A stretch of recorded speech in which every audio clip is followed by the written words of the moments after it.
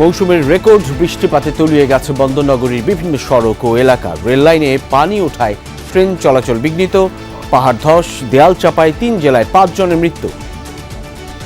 বৃষ্টিতে আমার বাড়ি ঘর সব ভেঙে এমন কষ্ট পাচ্ছি বলার মতো না। তারা পানি দেখেন না, তারা জলাবদ্ধতা দেখেন না, শুধু আমরাই দেখি, এই কষ্টটা আমরাই ভুগি। পানি এখন দেখতেছেন হাঁটু পর্যন্ত, এই যে আবার বৃষ্টি আসবে, এখন বৃষ্টি আসলে এটা আমাদের কোমর পর্যন্ত হয়ে যাবে। কোয়ার্টার ফাইনাল নিশ্চিতের মিশনের রাত 10টায় মিশরের মুখোমুখি হচ্ছে ফেভারিট আর্জেন্টিনা। একাদশে 3 পরিবর্তনের আভাস।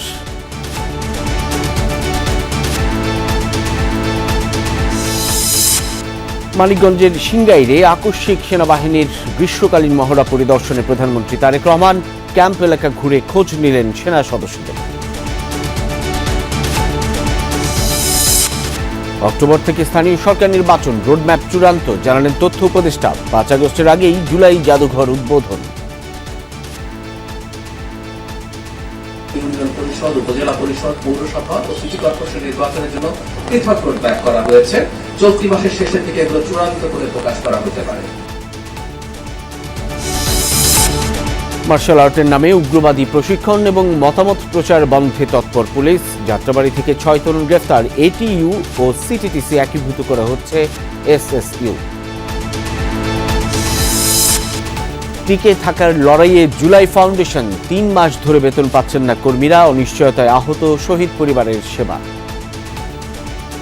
ফ্যামিলি থেকে নিয়ে টাকা পয়সা নিয়ে দেওয়া হচ্ছে, আমি অফিসে আসা যাওয়া করছি।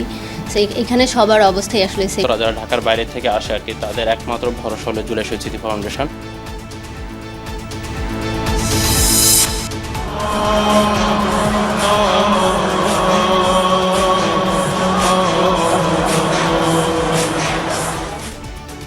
তেহরানের পর এবার কৌম শহরে খামেনির জানাজা। জনসমুদ্রে পরিণত হয়েছে শিয়াদের পবিত্র নগরী।